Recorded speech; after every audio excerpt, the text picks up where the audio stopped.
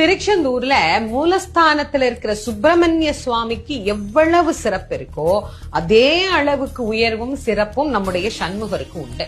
இந்த சண்முகர் தான் மும்மூர்த்திகளின் வடிவமாக காட்சி கொடுக்கிறார். ஆவணி மாசி திருவிழா ரெண்டுலயுமே ரொம்ப விசேஷமானது 7ஆம் நாளும் 8ஆம் நாளும்.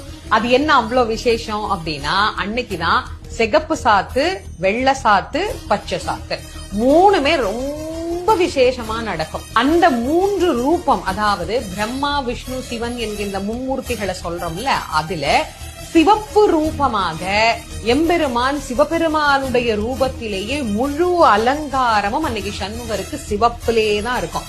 சிவப்பு வஸ்திரம், சிவப்பு மலர் எல்லாமே செக்கச்சவேர்னு சுவாமி காட்சி கொடுப்பார்.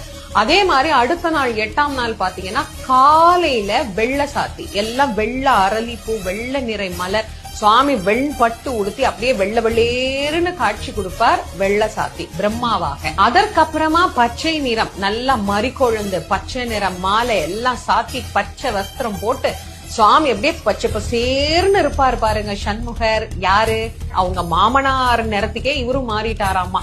பச்சை பசேர்னு பெருமாள் வண்ணமாக காட்சி தருவார். இந்த சண்முகரை மும்மூர்த்தியா தரிசனம் பண்ணலாம் அப்படின்னா அது எவ்வளவு சிறப்பு.